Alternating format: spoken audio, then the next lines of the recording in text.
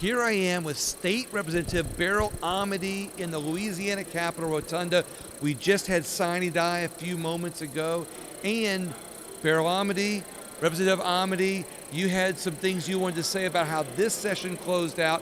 I found it very interesting because, look, you've heard some other interviews that I did with people who voted for the spending cap that are very much for it, and they're talking about the great things with it. However, there's another side to it. There's people who voted on principle. And while I don't think that principle can be argued, but I do find hearing another side of it very interesting. Representative Amedee, what happened in here that everybody got all excited about? Well, in the closing moments, actually the closing 45 minutes. I was there. I saw it. Of this session, we were handling some of the most important bills that we handle in a session, which are the main budget bills.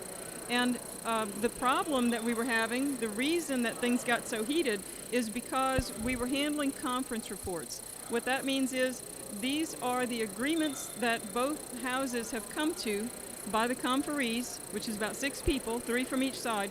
The conference reports are the final versions of the bills. Now, we're supposed to have about 48 hours to consider all of the changes to these main budget bills.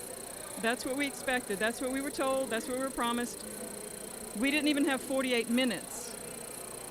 So what was happening was the conference reports were coming out. They were being posted online, and we only had minutes to look at them and be ready to vote. This sounds like what happened in Washington, D.C. Yes. So, yes. In other words, did you have to vote for it to see what's in it?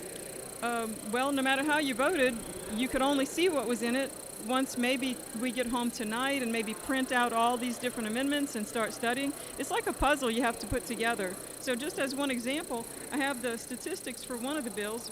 House Bill 2, which is the capital outlay bill. This is the bill that covers all the big projects.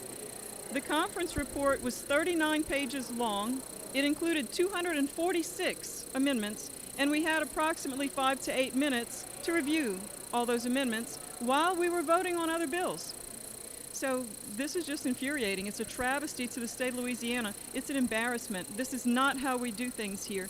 This is not how we're supposed to deal with the budget or any bills. The bills that we carry here should be able to have regular consideration. And in these closing moments, what was happening was rules were being broken. House rules, the way we function, rules were being broken left and right. People were making motions and being ignored, outright ignored. It really just was chaos unnecessarily.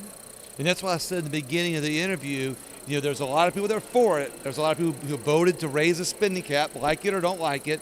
They voted to raise the and so they weren't really worried about what was in it. Not that they weren't concerned about the expenditures or where the money's going, and not to say that they're not going to be fiscal hawks, but you're saying another side of the story is you felt like this should have been done like a day or 2 days ago where everybody could have a chance to read what's in the bill before you had to vote on it. That's right. So it doesn't matter whether you voted for the expenditure limit to be broken or not. It doesn't matter whether you decided that you liked or didn't like any particular bill as it was going through the process. The problem is in these final moments of session, when we're handling the final version of these bills, we were not given an opportunity to even know what was in them before we had to vote. And it was just vote or not vote, but either way, the bills won't be understood until we can actually sit down and apply all those amendments and see what we're left with. Well, in the weeks to come, I'm going to do more interviews with more people. I'm going to say from both sides, because I think for the people to get an honest guide on their own conscience on what should have been done, and I love that what you shared with me because, ultimately the people want our representatives to know what they're voting on, and I think that's key here. But let's hope that in the future, that this money is spent in a fiscally conservative way, and the representatives that I'll be bringing on in the future will be able to help explain it in a way that might make some sense. I hope that's what we see. I hope so too. I respect the fact that you're passionate about your principles, and I just hope that that makes a big difference here. Well, I surely hope that we don't see this kind of behavior again. This is just not how we're supposed to legislate. I was there. It was down to the wire, and I saw the heat, and I tell you what, it was pretty intense. Yes. Representative Amedee, thank you so much for being on the show today. I really appreciate it. Everybody else, please share this if you want to make sure that our representatives know what's in the legislation before they vote in it. Thank you so much.